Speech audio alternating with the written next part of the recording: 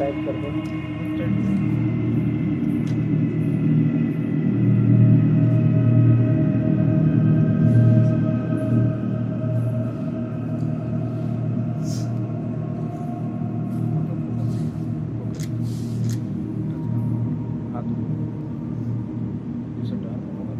आगे जो फोकस रखिएगा तो दिक्कत होगा बार बार।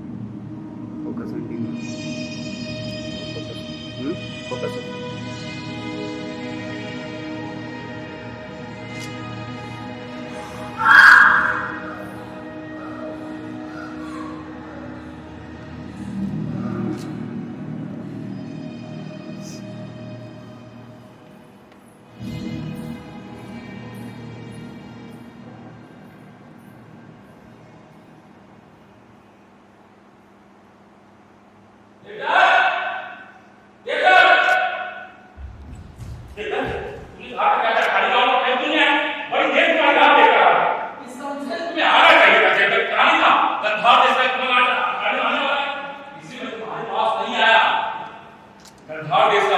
कहते हैं कि दक्षिण के दिग्विजय पर निकला है।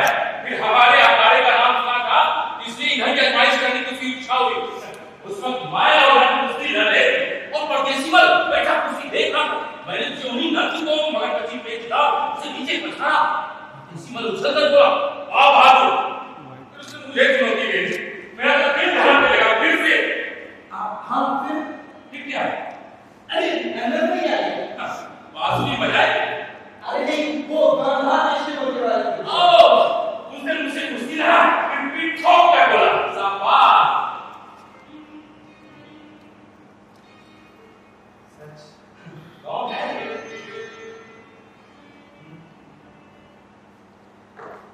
मैं पूछ रहा हूँ कौन सी लड़की है? तुम्हें कैसे पता चला? ऐसे मारने क्यों? बताओ तो सही।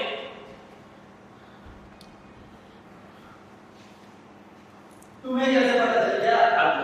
पिछले 2 वर्षों में 15 लड़कियों पर तुम्हारा मन बोलते मैंने देखा है, तो कैसे नहीं जान पाओ?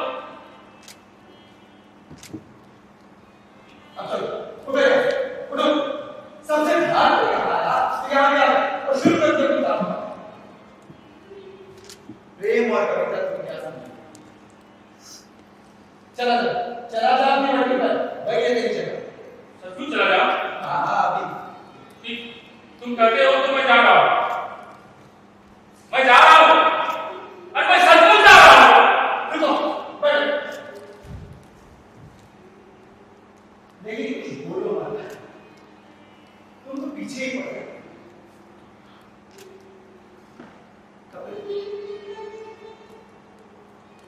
बुरा हुआ। लेकिन उस लड़की का वर्णन मैं कैसे करूं? उसकी नजरें वो मानो बहलाती हो, चेहरा मानो श्वेत कमल हो, सुंदरता धरती को मानो चंद्रमा की उजियारी हो, बाहें कमल कमल की लाल, उरोज अमृत के कलश। नहीं मुझसे भूल क्या? मैं आज से कितना हूं। मुझे लगता था मैं कविता समझता हूं। निशाने के रूप में देखने से मैं कुछ नहीं समझता था। कालिदास के शकुंतलम, तन्वी श्यामा नायिका, कालिदास के जादुई वर्णन से उपजी बात क्या है कि स्वप्न सुंदरी पल भर की झलक मेरी को प्रणय काव्य में मेरी क्या हो प्रणय में मेरी शिष्या बनना स्वीकार करेगी? नहीं बात हुई। कब वो बस मेरे काव्य की प्रेरणा बनना स्वीकार करे, फिर मैं कालिदास से भी श्रेष्ठ काव्य रचना करूं। तो रच डालूंगा। कैसे रचूं? उसके सामने हुए बिना कैसे रचूं? मनुष्य कविता पर कैसे एकाग्र करूं जबकि मेरा रोम उसके ध्यान में छुआ हुआ है, उसे पाने के लिए तड़प रहा है। उसका नाम क्या है? तो तुम बताओ। उसका क्या लाभ जबकि मैं अच्छी तरह जानता हूं वो रूपवती मुझ जैसे के लिए बनी है। तुम घबराते क्यों हो? तुम पंडित विप्रतम विद्यासागर के सुपुत्र प्रधान पंडित विख्यात काव्य रसिक कामदेव से रूपा मेरी प्रशंसा से सांत्वना मत दो। प्रशंसा नहीं, वहां तो हर पुरी के हर कन्या के माता पिता अपनी आंखों के फुहारे उठाए तुम्हारी स्वीकृति की प्रतीक्षा में है। नहीं कपिल नहीं, मैं अच्छी तरह जानता हूँ वो रूपवती मुझ जैसे के लिए बनी, लेकिन क्या करूं, मन मानता ही नहीं। कपिल कपिल तुम्हारी सोच, अगर कभी वो रूपवती मुझे प्राप्त हुई तो मैं मां काली के सामने अपनी दोनों भुजाएं और भगवान रुद्र के सामने अपना मस्तक अर्पित करूंगा। भगवान इस रूपी लड़की ने तो सचमुच देवव्रत को पास कर दिया, वरना ये बात की बात कभी नहीं करता। झूठ नहीं, उसके बिना ये बात, ये मस्तक किस काम की? उसके बिना मेरा काम जीवित नहीं कर सकता। अब शाकुंतलम से श्रेष्ठ रचना नहीं हो, लेकिन ये सब मैं उसे कैसे बताऊं? मेरे पास तो न मेघदूत है न भ्रमर। अब तो लगता है बस पावन मिट्टी में खड़े खड़े तपस्या करना है मेरे भाग्य में। पावन मिट्टी वहां क्यों? तुम्हें कैसे पता? कल शाम से पहली बार मैं पावन ऐसी नजरें हटाते हुए बदलती सी, उसे देखते ही उसके पीछे उससे एक घर चला गया। छी छी छी छी, लोगों ने क्या कहा होगा? पावन मिट्टी के एक घर के भीतर जाकर वो ओझल हो गई। पूरी संध्या उसकी रात आती, लेकिन वो फिर वापस नहीं आया। उसका घर कैसा था? कैसा? कितनी मंजिलें? उस घर की किसी चीज को नजर तो नहीं थी। गई उसकी द्वार की चौखट पर 2 सिर वाला पंछी खुदा था। जब उसने अपना हाथ उठाया द्वार खटखटाने के लिए, तो वो पंछी से छू गया, पर घर को मानो जैसे पंछी जीवित हो उठा। ये बात जो पहले बता रहा था, बात देख करके देवदत्त, तुम्हारा मेघ, कपोल, हंस सब तुम्हारे सामने खड़ा है, तो तुम्हें पता नहीं? तुम यहीं चलो, मैं अभी जाता हूँ लड़की के घर और ना तो पता लगा कराता हूँ। तो फिर अब तुम ये मुंह बाहर क्यों खड़े हो? चुपचाप मेरे घर में अभी आता हूँ। बस हो गया। और सुनो, बात की बात नहीं होनी चाहिए। इस काम में ना ढूंढना चाहिए ना रुक। मैं अकेला ही काफी हूँ। लेकिन कभी मैं अकेला काफी हूँ।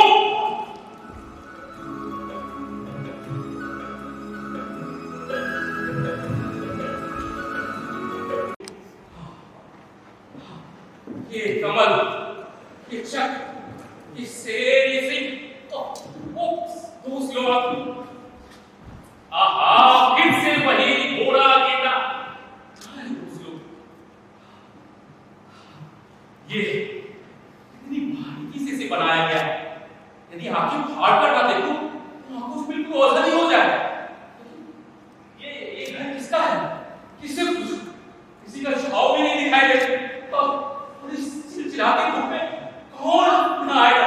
मैं किससे पूछूं?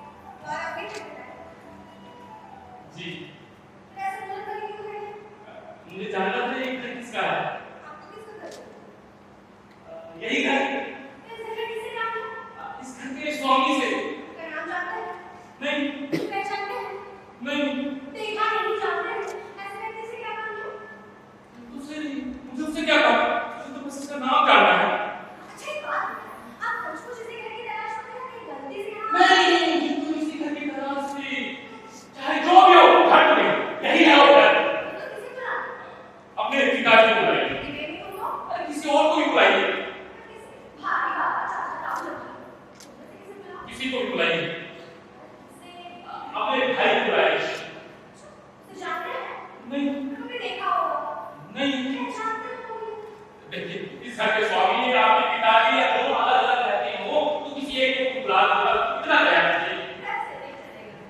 कैसे चलेगा? आसपास कोई नहीं है। उधर तो इसका नाम बताना ही होगा। दबे पर खड़ा मैंने इंतजार कर रहा होगा। खाली हाथ होगा तो कभी मुझे क्षमा नहीं करेगा। देखिए जी अति आवश्यक काम से जाना मैं वहाँ पे कौन पढ़ता हूँ? आप कहाँ पढ़ेंगे? आप पंडित विभूति विद्यासागर को जानती हैं? संभव है। तब तो आप मुझे एक बात तो देकर तो भी जानती होंगी। पिता से भी बढ़कर पंडित काव्य शास्त्र योग में गुण पारंगत, सुशील, स्नेहशील, सुकुमार, लंबे केस, तेजस्वी मुख, अवस्था 25 वर्ष, ऊंचाई लगभग 67 अंगुल। ये सड़क है। मित्र, संसार में सबसे पक्का मित्र। लेकिन सवाल ये है कि मेरा ये मित्र आपका कौन है?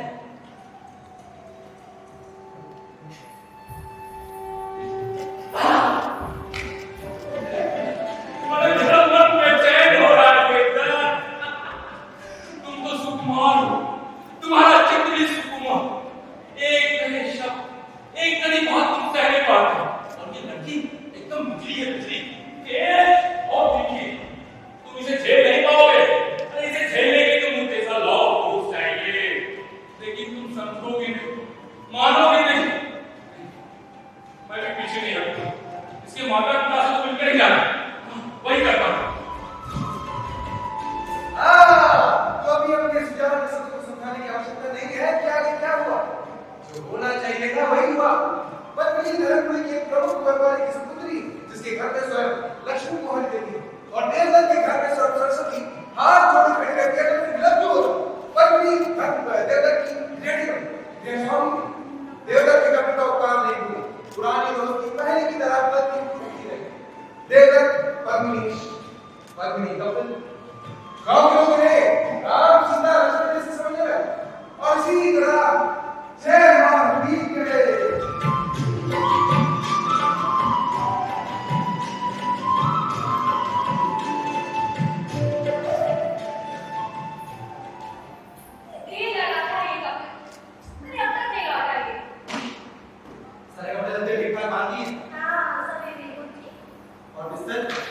बाहर बहुत सर्दी है, हो सकता है खुले में सोना पड़े, इसलिए 2 कंबल भी लगेंगे। अरे तुम चिंता मत करो, नौकरी की दुकान भी है। हमारे शॉवर गर्म कपड़े। आज तुम्हें हुआ क्या है? तुम तो पुस्तकों में ऐसे लिख जाते थे कि खाना खाने के बाद हाथ धोने का ध्यान रखना। आज सवेरे से लगा ये हुआ ये वो करने के लिए। हाँ? मैं तुमसे 10 बार कह चुका हूँ, तुम्हारी इस दशा में ये यात्रा मुझे ठीक नहीं लगती। पता नहीं रास्ता कैसा होगा, गाड़ी कैसी होगी, लेकिन तुम तो कुछ नहीं सुनती। मुझे क्या हुआ लेकर? तुम मेरा हाथ छुड़ा करते हो। ऐसे कहते हो कि संसार में कोई और से तुम्हें गलती हुई नहीं। क्या करते हो? मैं जब स्त्री ही नहीं होता था, सब कुछ खत्म हो गया और राम ऐसी बात नहीं। जी क्या कर गया? तुम्हें तो कोई दुर्गा है, जो जिनायत भक्ति होती है, छोटी बच्ची की तरह, दिन भर इधर से उधर उछल कूद और बस। लेकिन अब तक नहीं लौटा है पागल। और बस कपिल। ऐसी बात क्यों कह रहे हो? क्यों ना कहूं? उस दिन में तुम्हें पास कराने जाना है, लेकिन कपिल बीच में कब पड़ा? ओह, तो वो बात छुप नहीं रहता। इसलिए मैं झूठी बोलता हूँ, तुम्हारे लिए है। ना तुम ही तो कहते थे कि विवाह से पहले रोज आया करता था, तुम्हारा ही तो। लेकिन अब मेरी पत्नी भी है, इतना भी नहीं समझ सकता हो। अभी भी पहले की तरह आना जाना कैसे संभव है? पापड़ हमारे साथ इसकी भी कभी कभी रुचि होगी होगी। यही सोच कर मैंने उसे बुला लिया। तो मना कर दिया था तब तक मैं नहीं सकती। हाँ, जानता हूँ। बढ़िया था वो बात। इसलिए मैंने उसे सुनने को बुलाया। लेकिन मैं उसके सामने की बात को इतना बुरा मानोगे। बुरा नहीं माना। कपिल मेरे मित्र से बढ़कर मेरे भाई की तरह है। साथ में किसी को कपिल जैसा मिलकर प्राप्त हो। लेकिन मेरी बड़ी इच्छा केवल एक दिन तुम्हें अकेले कहाँ क्यों बिठा कर रखा है? बताओ, एक भी शिक्षा होना चाहिए। और फिर वो कभी आता भी है तो काल पाठ छोड़ी होता है। तुम्हारी कभी कभी किरण शुरू हो जाती है। कपड़े से तुम ही कैसे चलते हो? मैं तो मुझे चलता हूँ। तुम मेरी हर बात का उल्टा ही क्यों निकालती हो? अरे वो हंसी में तुम हंसी की बात बिल्कुल नहीं समझते। हंसी होगी तुम्हारे लिए, मेरी तो सांसद हो जाती है।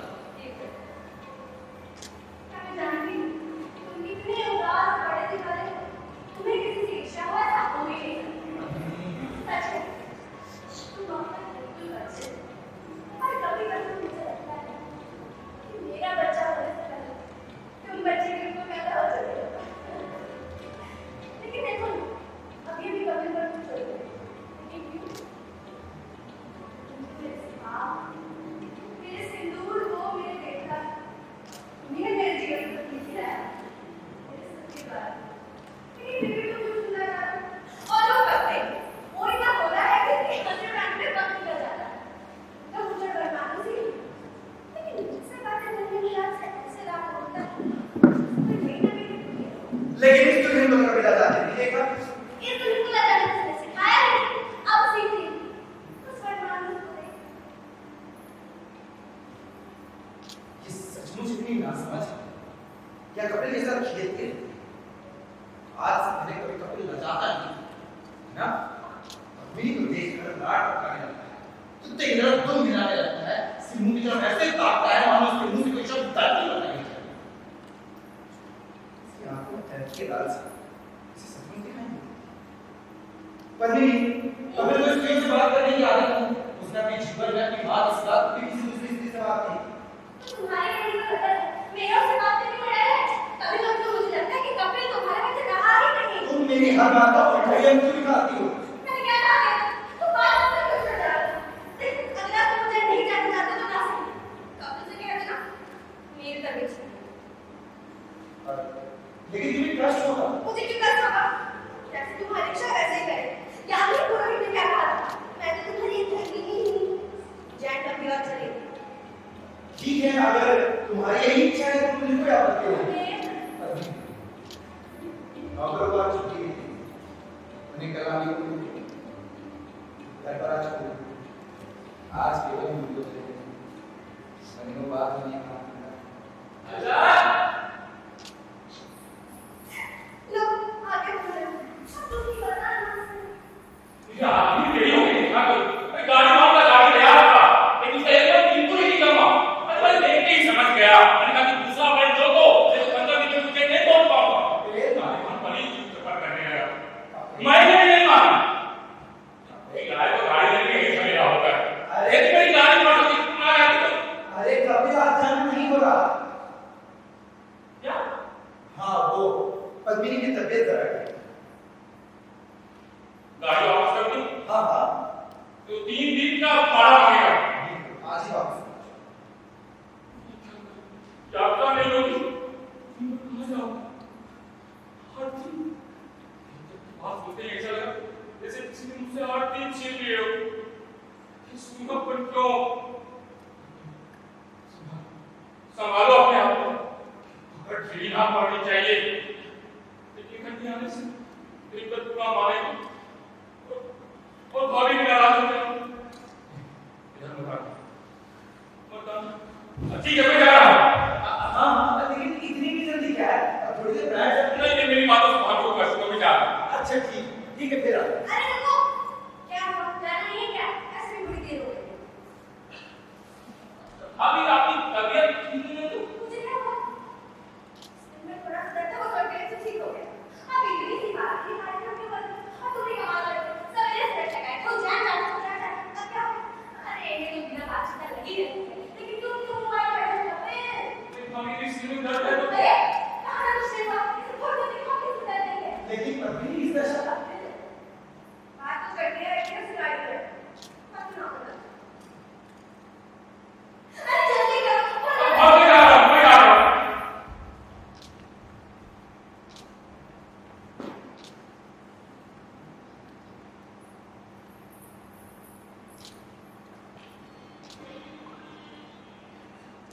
उदास ना हो बेटा। देखो तुम्हारे बाबू से मुझे कैसे बात हुई। मुझे रहा नहीं गया। कि 2 महीने हमारे लिए गौरव कर रहा है। तुझे एक मिनट दिशा कहाँ है?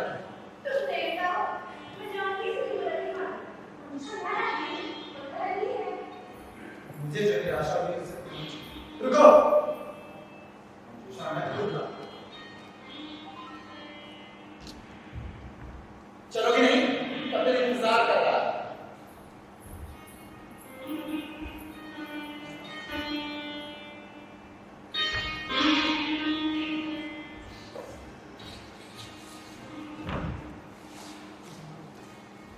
ना हाँ लाला।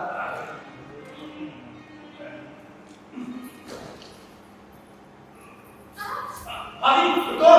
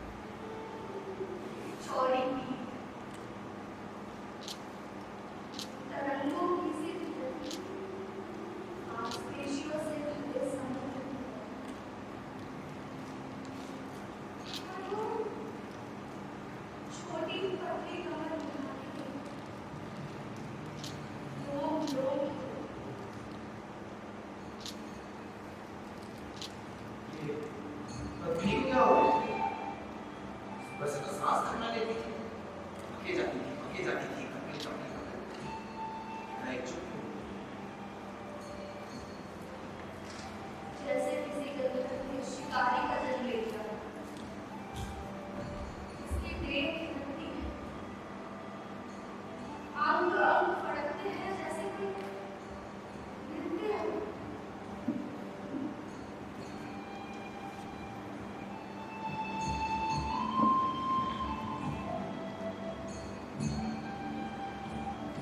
आखिर इसमें पत्नी का भी क्या दोष? कपिल का शरीर नहीं था, कोई भी नारी नहीं। कमाल की बात है, इतने बरस साथ रहे लेकिन आज तक कभी भी इस आकर्षण का भान नहीं हुआ। लेकिन आज जब कपिनी की आंखों में कपिल के लिए वो देखता हूं जो मैं अपने लिए कभी ना देख सकता, तो लगता है लश्करा अनायास ही इसके जीवन में चला है।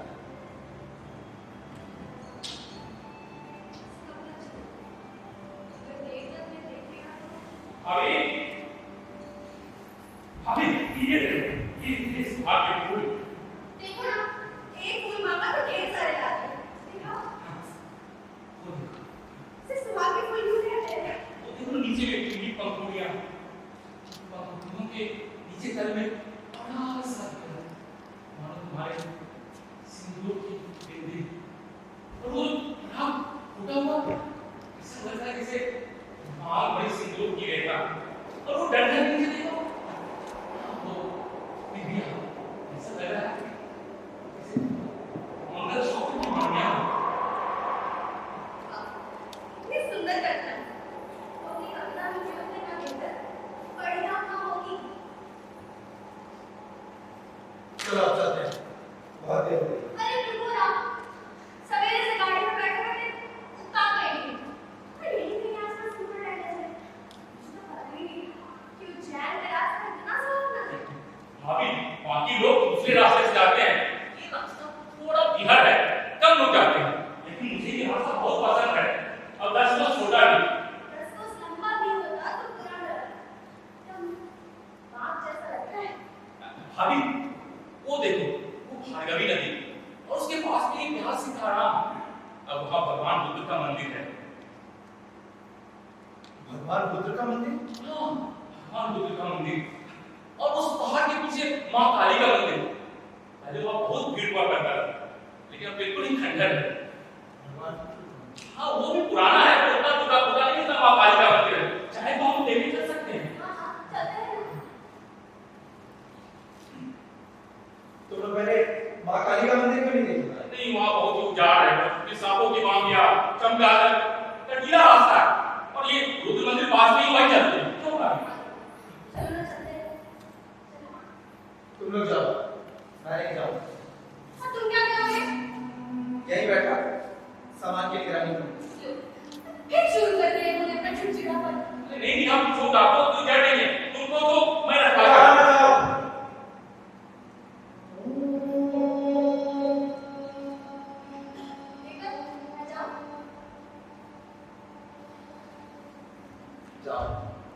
सचमुच जाओ। जाओ।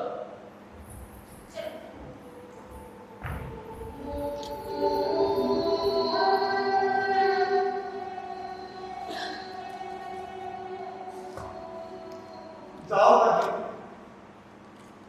जाओ कपिल। भगवान रुद्र का आशीर्वाद सदा तुम दोनों पर बना है। तुम दोनों मेरे हृदय के दो टुकड़े हो, हमेशा एक होकर रहो, इसी में मुझे शांति है।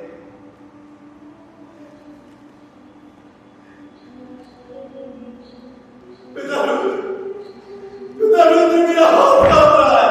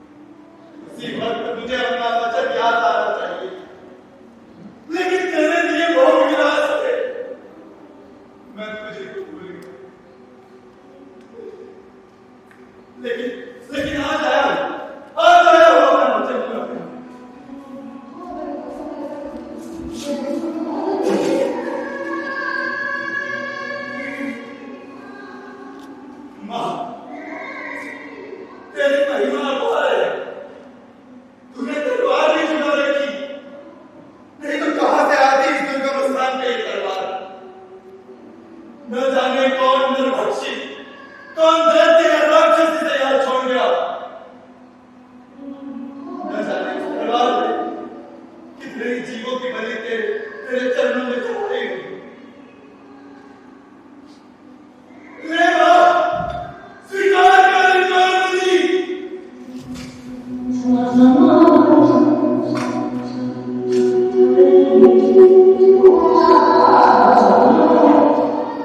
कितना अच्छा था ना? इतनी सुहावनी जगह, ये भी साथ होते तो बड़ा अच्छा लगता। लेकिन यार ऐसी चीजों में कब डरता है? अरे हम 100 बार तो कहा होगा चले, लेकिन क्या हो? कहाँ है? कहाँ से यहीं बैठा रहा? थका हुआ। कहाँ चला गया? मुझे तो लगता है यहीं कहीं आसपास है। बड़े नहीं है, बड़े चले के नहीं पास। देवदत्त! देवदत्त! कहाँ चला रहे? कहाँ ना करोगे? रुको जरा। ये देख, इसकी आँखों के छाप। देवदत्त उधर क्या है? तो वहाँ तो मंदिर है।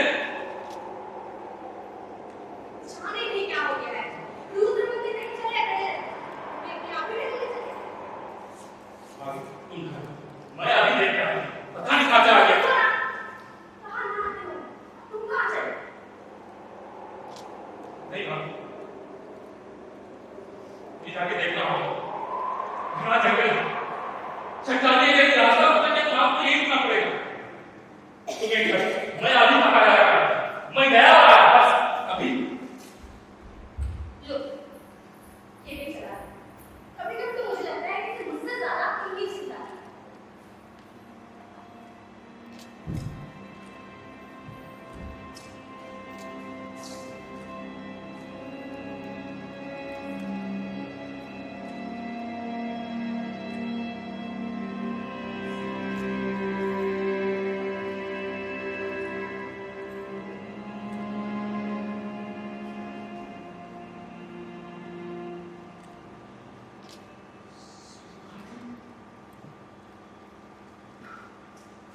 मैं स्लिप काट लिया। तुमने ये क्या किया? मुझसे रूठ गए। मुझसे इतनी विरक्ति, इतना घृणा। तुम क्रोध के आवेश में भूल गए कि मैं तुम्हारे लिए मर भी सकता हूँ। तुम कहते कि टीका में कूद जाओ, तो मैं बेझिझक कूद जाता। तुम कहते कि देश छोड़ के चले जाओ, मैं दूर देशांतर निकल जाता। तुम कहते नदी में कूद जाओ, तो मैं खुशी खुशी कूद जाता। तुम्हें कभी आता समझ के आदेश देता है। भूल मुझसे नहीं, तुम तो जानते कि मुझे समझ नहीं, मैं अच्छे बुरे नहीं समझ सकता हूँ। इसीलिए मुझको अपने से दूर करके तुम मेरे भाई, मेरे पिता सब थे। अपने मित्र से रूठ कर तुमने इस संस्कार को छोड़ दिया। ठीक, तो परलोक में तो मिलोगे, अपने पुराने मित्र को स्वीकार तो करोगे। ठीक, मैं भी आता हूं तुम्हारे रास्ते, तुम्हारे पथ चिन्हों पे चलते हुए। जय माता दी।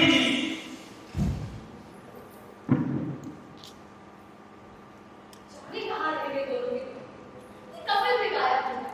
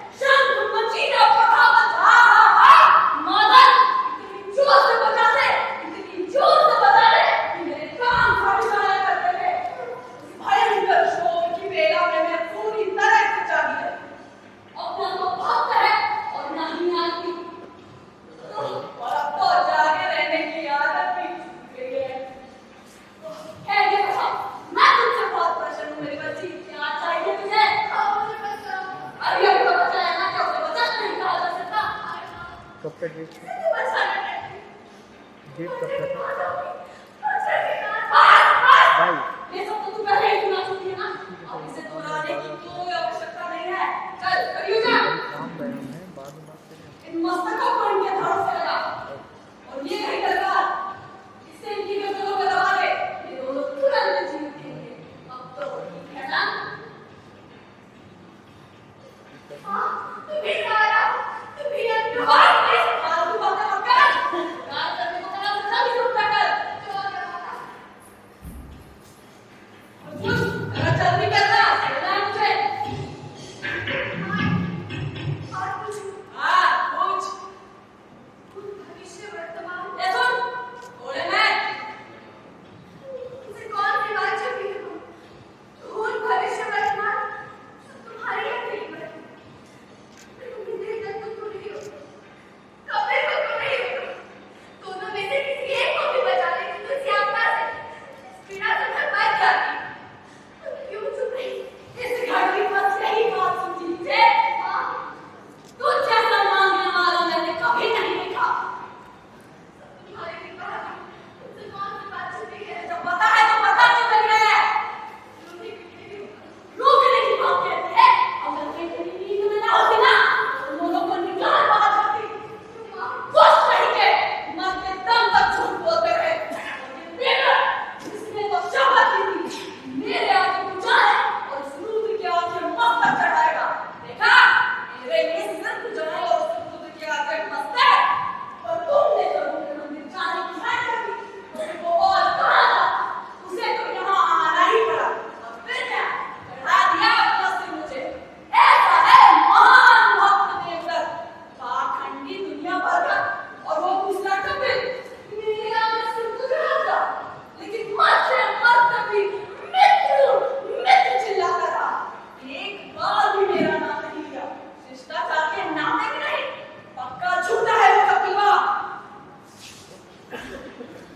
और मरते मरते भी बोलता रहा मेरे मित्र मेरे दोस्त मेरे भाई सच तो केवल तू ही वो निवासी। तुम्हारी कृपा है मेरी कृपा है। मेरी कृपा का कुछ नहीं है। मुझे तो स्वार्थ नहीं है। अरे इसीलिए तो सच बोली।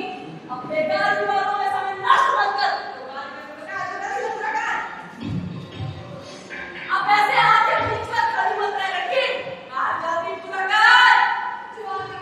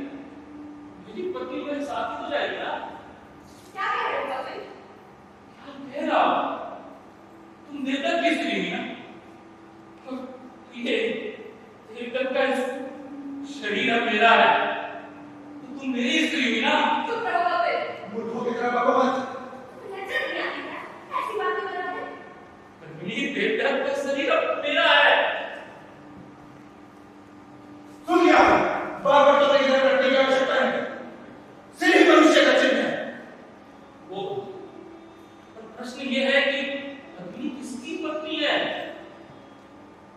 विवाह मंडप इसने इसी हाथ को थामा था।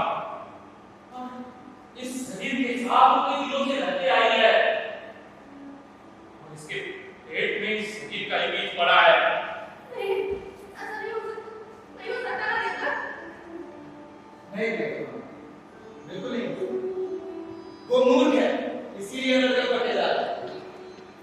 सुनो करो, विवाह व्यक्ति से होता है, शरीर से नहीं। इसने देवदत्त के शरीर से नहीं, देवदत्त से विवाह किया, देवदत्त व्यक्ति से। तो ठीक है, देवदत्त का शरीर अब मेरा है, तो व्यक्ति देवदत्त मैं हूं। मेरी बात ध्यान से सुनो। अंगों में सबसे ऊपर और सबसे श्रेष्ठ अंग है सिर, और वो अंग मेरे पास, इसलिए देवदत्त स्वयं मैं हूं। यही है शास्त्र वचन। शास्त्रों की भली चलाई, उसे मनमाना तोड़ मरोड़ करते हो। अग्नि को साक्षी कर इसने इस शरीर के साथ विवाह किया था, उसी साक्षी से मैं देवदत्त हूं। सुना बंदी, सुना, कहता है मैं देवदत्त हूं और शास्त्रों की निंदा भी करता है। बताओ, क्या तुम्हारा देवदत्त कभी ऐसा कर सकता है? तुम भक्के हो, मुझे रत्ती पर परवाह नहीं। चलो पत्नी, खबरदार। चलो देवता, इस सुंदर से क्या होगा? चलो। इस स्त्री को खा लेकर आ रहे हैं। पीछे हटो, अरे हट जा। बीच में तो तुम आकर खड़े हुए। अरे हट जा सुअर। देखो पत्नी, कैसा बल दिखा रहा है, और भाषा ऐसा देवदत्त का कभी व्यवहार था। अरे ये तो कपटी का स्वभाव है। चलो पत्नी, हाँ, तुम्हें क्या लगता है मेरी स्त्री को भागकर लेकर जाओगे और मैं चुपचाप बैठा देखता रहूंगा? तुम जहां भी जाओगे मैं वहां पहुंच जाऊंगा, पूरे सड़क पर हंगामा खड़ा कर दूंगा। इसे पकड़ने को दे। चलो। नहीं पत्नी, इसे यही सुलझाना होगा, नहीं तो शहर में बड़ी बदनामी होगी।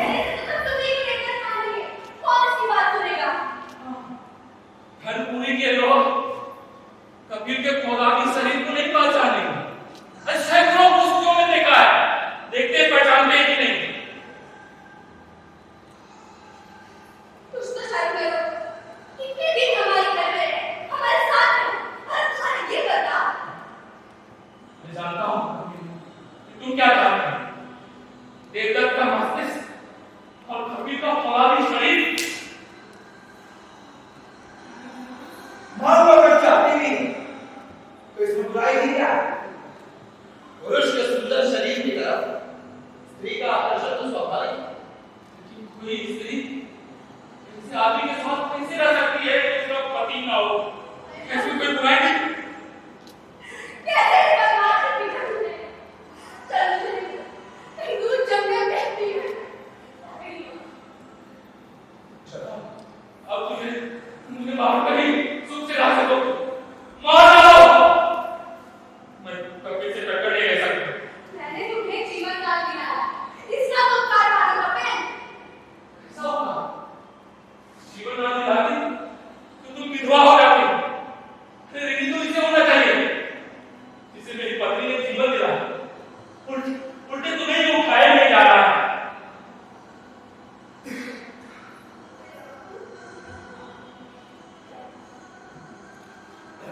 लेकिन इस तरह समस्या कैसे सुलझेगी?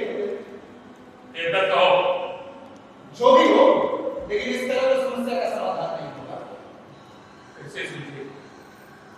विवाह का अर्थ केवल एक करार होता तो सुलझ जाता, पर अग्नि की सनक को समस्या का हल मैं कैसे मान लूं? तो फिर क्या है समस्या? आखिर इस समस्या का हल क्या है? क्या है?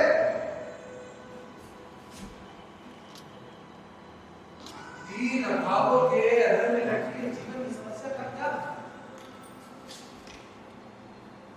क्या इनका भाग्य पहले ही बन गया? यदि ऐसा हुआ तो इस सवाल को मौजूद सुझाव दर्शकों का क्या? ये उनके घर में प्रश्न चिन्ह लगा कर डालेगा। ये उचित नहीं, कुछ उपाय ढूंढना पड़ेगा। ठीक है, तो बहुत प्राचीन काल का समय में इस पृथ्वी पर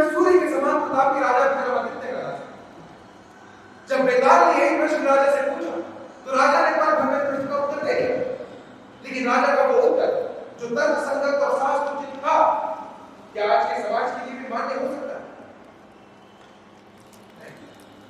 क्योंकि हम नहीं मानेंगे मुख के भीतर सुरक्षित दास की जीत की किसी भविष्यवाणी को हम नहीं मानेंगे।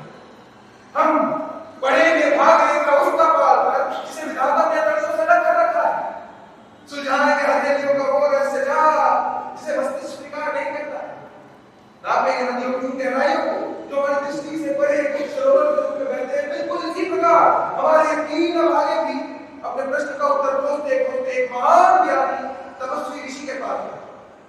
जब उनके समक्ष ये प्रश्न रखा गया तो त्रिकालदर्शी ऋषि ने कहा, शायद उन्हें राजा विक्रमादित्य का उत्तर याद आ गया।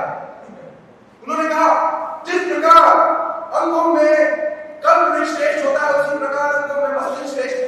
इसीलिए देवदत्त का मस्तिष्क जिसके पास है वही देवदत्त है और वही पत्नी का सच्चा स्वामी है।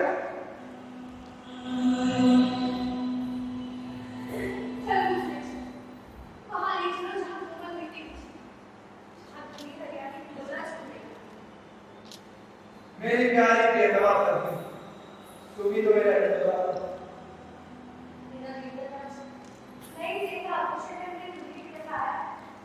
दुल्हन के पहले आभूषण के साथ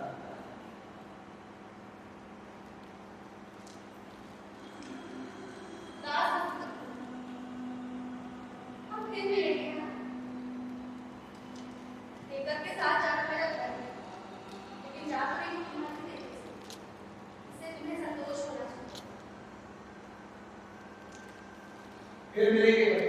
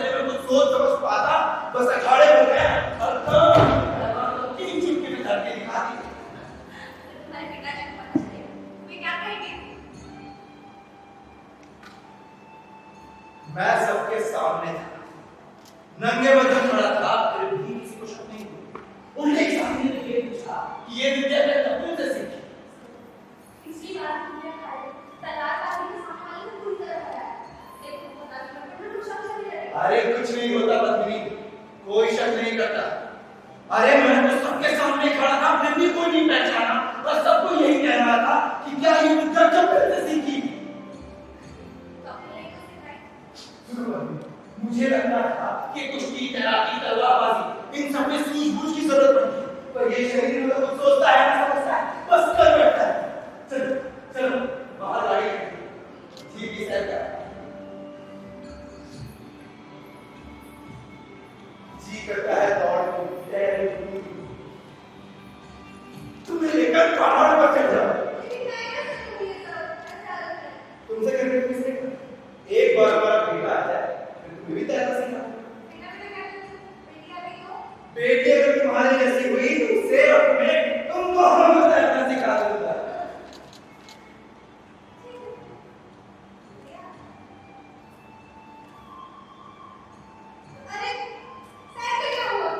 चलो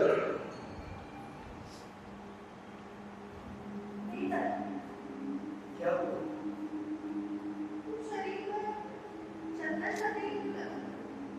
सुगंध अच्छी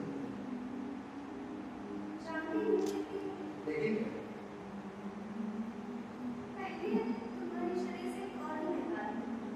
लेकिन मैं तो बचपन से इस चलन पे लगा था। तो फिर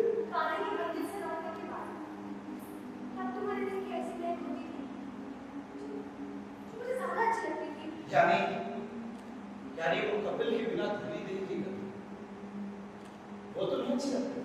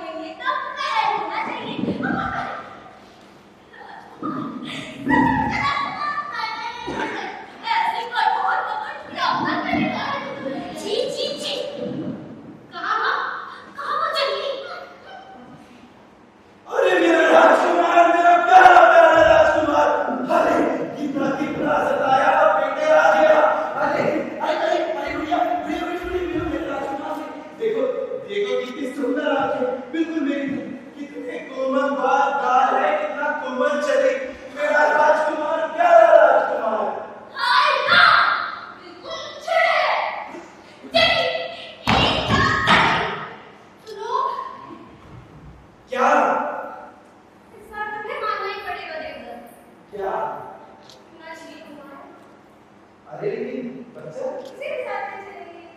अरे नहीं बाहर बहुत सर्दी है। सर्दी तो क्या हो, अब बेटा बड़ा हो गया, उसे भी साथ ले चलो। कितने दिन बैठे रहेंगे? मैं तो सर्दी में भी बारिश नहीं पड़ी, कुछ नहीं हुआ। आखिर कब तक करेंगे? मैं भी तो हट्टी करती हूँ। नहीं कर बिना बात सकते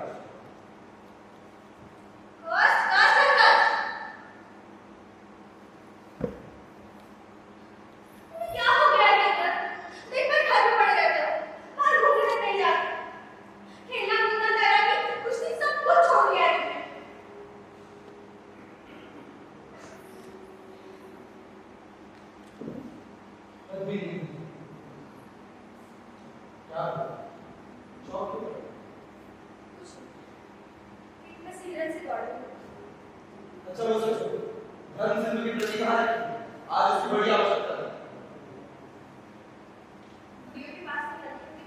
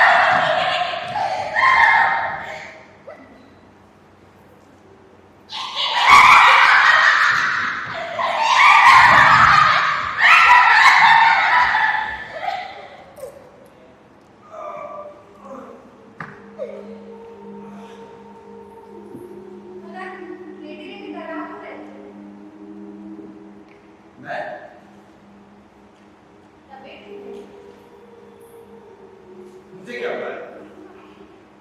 हट्टा कट्टा तो हूँ।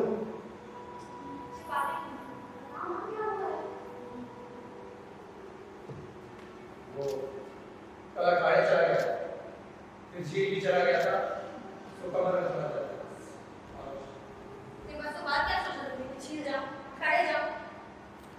जी हुआ बस जाओ, लेकिन अब वो सब बातें छोड़ो।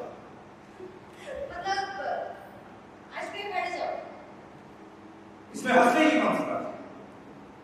नहीं जाना है, नहीं जाऊंगा। कल गया, भूल हुई गलती, बस जानता वो सब कर्तव्य मेरे लिए नहीं।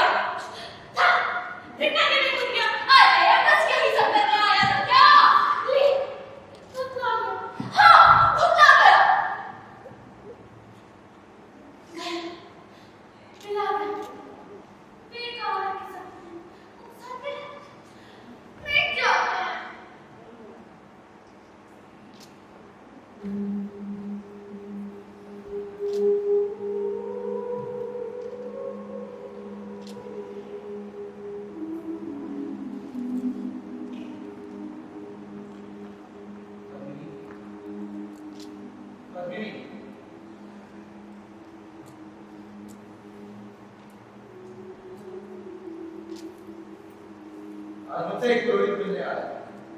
उन्हें इस सूत्र की व्याख्या बतानी है। ये जलपान का प्रबंध।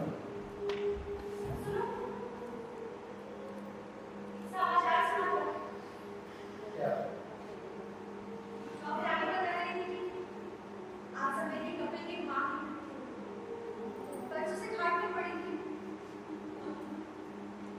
तो मैं क्या करूं?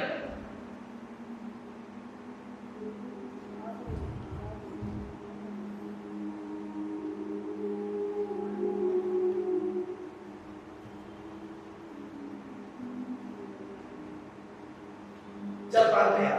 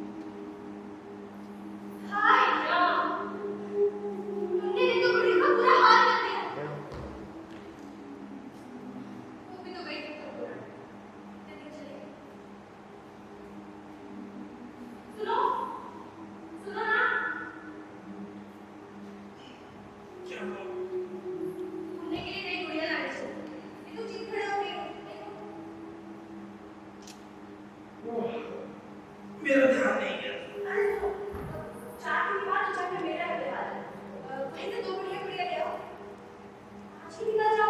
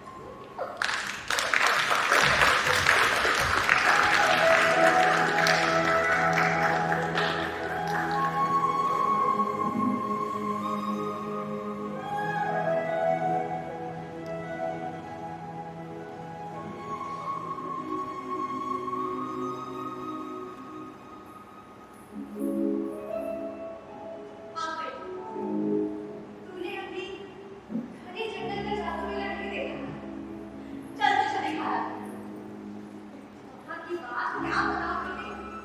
सूरज निकलने के पहले वहाँ वृक्ष के कहीं रखना दिखती है। तारे आरती उतारते हैं। फिर दिन निकलता है और तमाशा शुरू हो जाता है। फिर दिन भर नाच नाच और नाच। अंदर की बात से नहीं, तुम तो टके लगा। हरिया शेरों का नाच, मोरों का नाच। हजारों तलाश के दृश्य लाल मुशाक हमें वहाँ पे बंदगी करते हैं और जंगल के बीचों बीच संगीश्वर की तरह सजाए हुए छोटी छोटी पंछी वे धीरे से मुझे को लेके आए और एक ही झटके में वो चांद बुझ जाए। लेकिन लौटने से पहले एक बात, मेले के पास थे वो नहीं हमारा गहरा वर्णन किया सुहाग के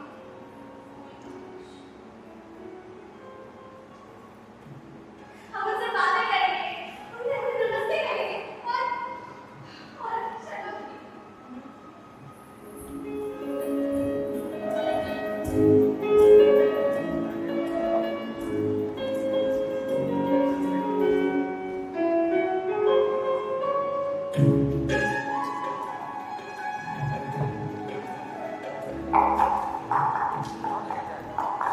और अपनी जन्नत की ओर बढ़ते बढ़ते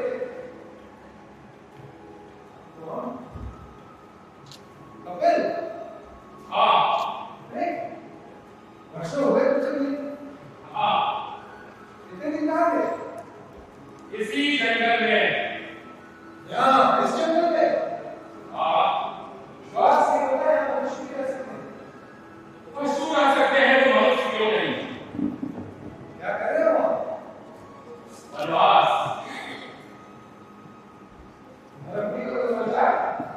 हाँ कुछ दिन पहले पिताजी ने आने को कहला सुनाया। मैंने उत्तर दिला दिया है, जवाब कर बता बस। मतलब तुम्हें पता नहीं है तुम्हारे माता पिता दोनों सुरक्षित रह चुके हैं? नहीं बीवी को बेटा हुआ है।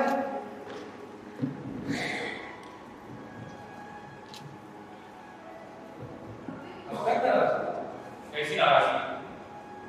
तुम्हारे ढंग से तो यही लगता है। वो बस एक मेरी कविता है। मेरी कविता कपिल। तुम यहाँ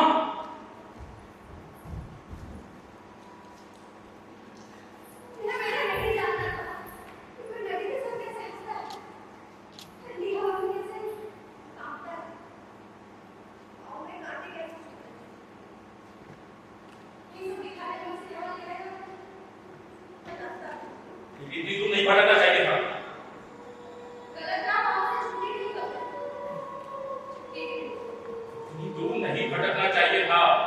जंगली जानवर छोड़ तेरे रास्ता ही तरह तरह के खतरे हैं।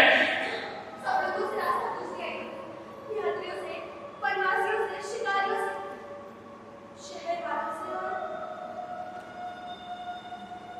अपनी घरवार खुद से। लेकिन हमने यही उत्तर कि गलत राह पाँव से छूटे नहीं। चिपकी नहीं। ये तुम्हारा बच्चा है। और तुम्हारा मेरा तुम्हारी भी देख कर साथ। मेरी नहीं। मैं कपिल हूँ बदली। उस दिन मैंने नहीं माना था, पर आज मानता हूँ कि मैं कपिल हूँ। कैसा है? पंख खोले धरती को टुकड़ा कर ऊपर उड़ा।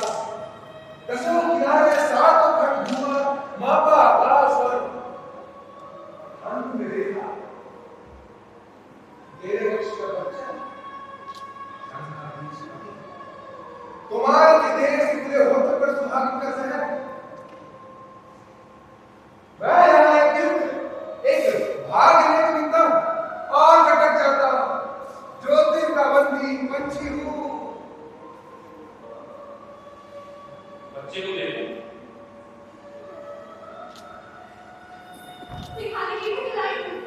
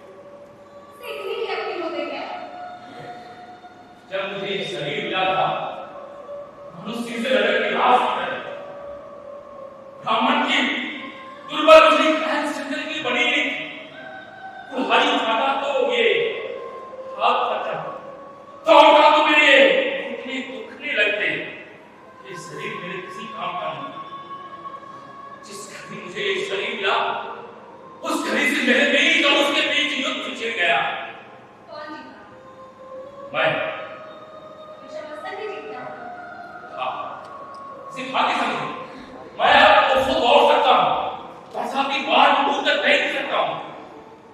हमेशा बंधन की चिंता करें।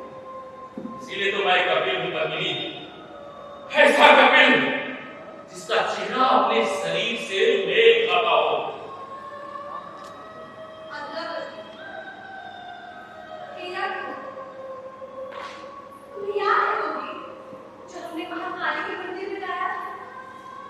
उनसे क्यों सुनाती हूँ क्या? तुम्हें याद आ गया मुझे, बार-बार याद आता है। और कभी-कभी तो मुझे लगता है कि ये बंगला मेरे जीवन की आत्मकथा ही बन गई है। कपिल, देवदत्त, देवदत्त शरीर कपिल, कपिल नहीं देवदत्त। चलिए, पुरुष चाल। तुमसे छोटो आई हो। ये कैसे समझाओ? मैं कैसे समझाऊं?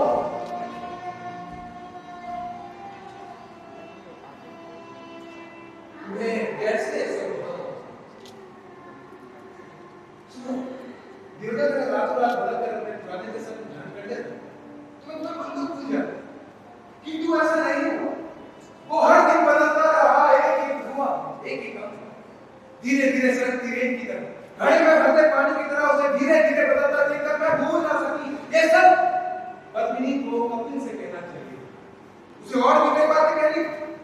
सुनो, यदि उस किसी ने मुझे तुम्हें सौंपा होता तुम्हें भी छोड़कर किसी तरह देवदत्त के पास चली जाती, किंतु पद्मिनी कहती नहीं है, चुप रहती है।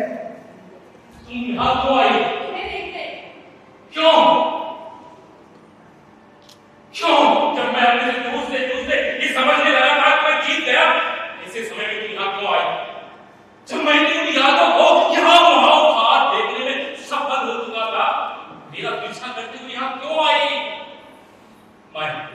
मैं अब कपिल हूँ, बेरहम जंगली कपिल, अपने शरीर और उसकी के तारों को यहाँ देने वाला कपिल। मेरी बात सुनो, तुम यहाँ से चले जाओ देवदत्त के पास, वही तुम्हारा पति है और इस बच्चे का बाप। इससे अपना जाल बिछाना चाहती है पद्मिनी। देवदत्त पद्मिनी, अग्नि की साक्षी से बंधी जोड़ी, जिसमें मेरे लिए कोई जगह नहीं, कोई शांति नहीं, कोई मुक्ति नहीं। मैं हाथ उठाऊं।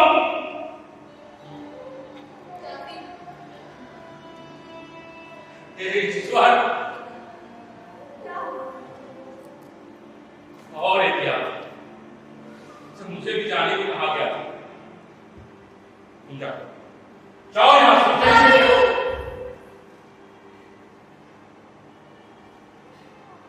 जाने के पहले मेरा बेटा सर वो काफी थका था, तो उसे सोने उसकी जान नहीं चली जाओ।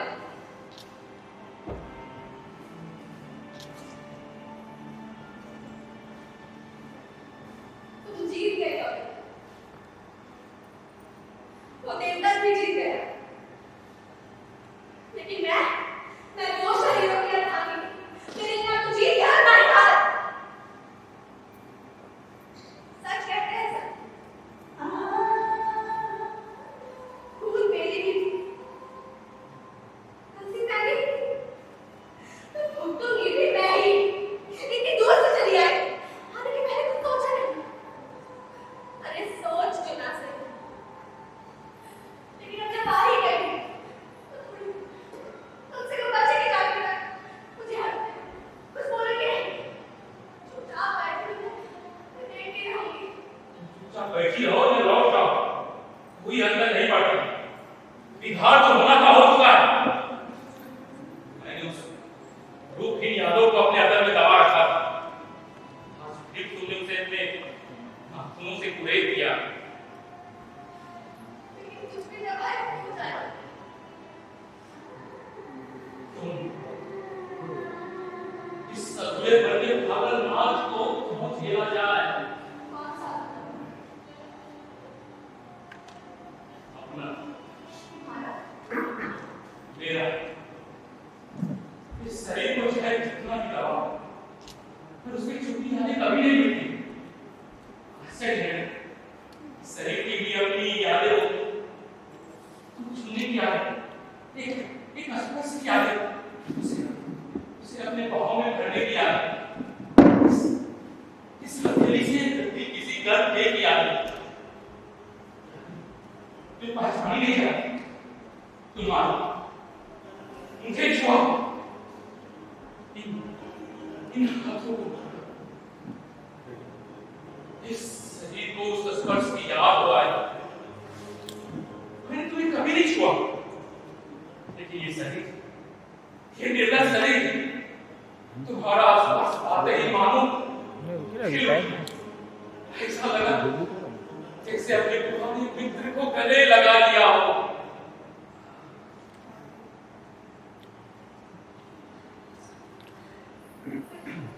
दया मत दिखाओ। चुप रहो। हमारे शरीर में किसी नदी में स्नान किया। डुबकियां लगाए। तो क्या तुम्हारे मस्तिष्क को ये नहीं जानते? वो नदी कौन सी? उसका प्रवाह कैसा? हमारा शरीर जिस नदी में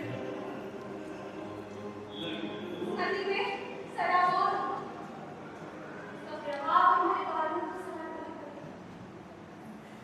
जब तक ये सब नहीं होगा तुम अधूरे ही रहोगे।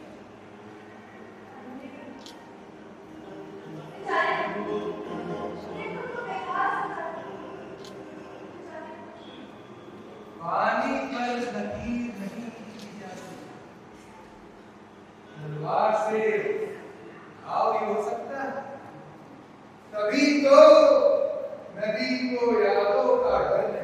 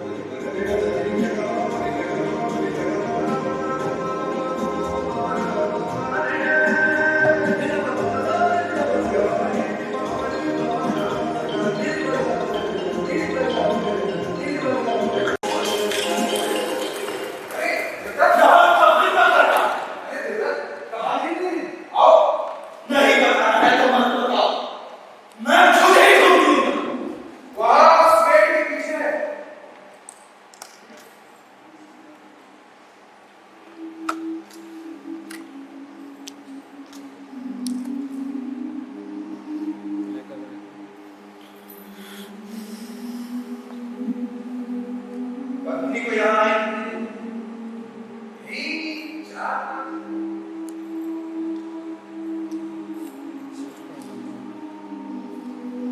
मुझे एक मर्द इस रास्ते में आने की इसलिए कितनी जल्दी वो भी गोद में बच्चा होता है। देर तक आगे बढ़ गए।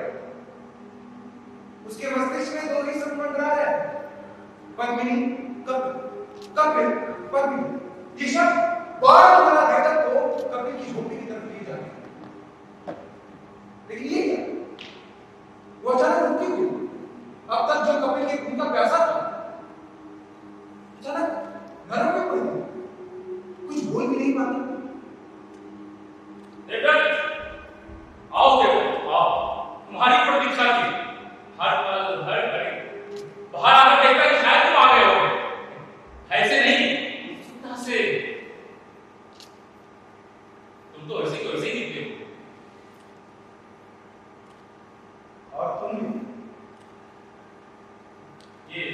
कहा?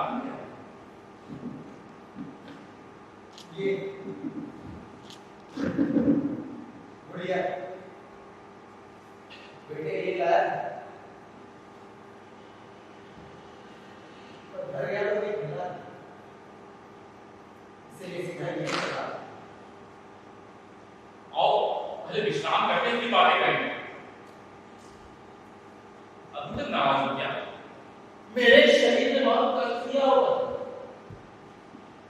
हाँ, ये शरीर वनवास के लिए बना ही नहीं था। शुरू में तो काफी प्रतिरोध किया, बाद में सबने बदला भी ले लिया। कैसे? याद है, मैं तुम्हारी कविता और कल्पना शक्ति का मुक्त था। मुझे भी पेड़ का मतलब पेड़, आकाश का अर्थ आकाश होता था। लेकिन ये शरीर ने मुझे नई चेतना, नई शक्ति, ऐसी चेतना का अनुभव पहले कभी नहीं हुआ था। संसार में एक तो कविता भी नहीं रहा, हलीम कमी है। कभी कभी तो मुझे घृणा होती थी तुम्हारे लिए शरीर से। मुझे तुम्हारा बल चाहिए, तुम्हारा जंगलीपन नहीं। तुम हमेशा घृणा में जिए और मैं भय में। नहीं, मैंने तो मैं जिया। तेरा अदब तो नहीं बोल, कौन हारा कौन जीता, एक बात बता, क्या तुम कभी से सचमुच प्रेम?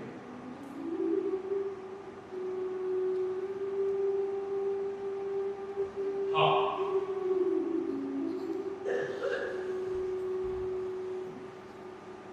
और मैं भी। तुम ठीक कहते हो लेकर।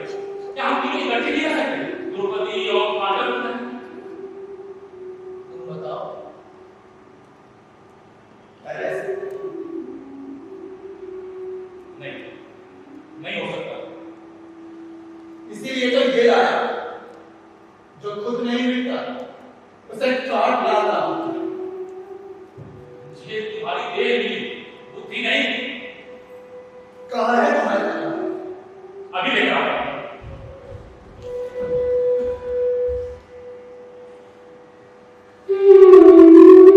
अभी तक अभ्यास है। तुमने ये हाथ को बहुत अच्छे से सीखा है। हाँ, मैं इसमें सीखा, लेकिन उतनी तेज नहीं। सच कहूं तो आज से कोई फर्क नहीं पड़ता कि हमें से तलवार चलाने में कौन उस्ताद है। हम जानते हैं, आज तो बस लड़ना है। आज हम दोनों को ही मरना होगा। हाँ, हम दोनों को भी मरना होगा। उसकी माँ काली के मंदिर में इतने ही ढेर से हम दोनों ने अपने शीश काटे, और आज किसका शीश और किसका शरीर आत्महत्याएं आते कुछ समझ नहीं आता। इसीलिए तो आज मिन्नता करा करुणा तक कोई स्थान नहीं। आज तो बस लड़ना है शेरों की तरह और जूझना है सांपों की तरह। उसकी माँ काली के मंदिर में जिस हाथ ने इस मस्तिष्क को अलग किया था, आज वही हाथ उस मस्तिष्क को काटेगा।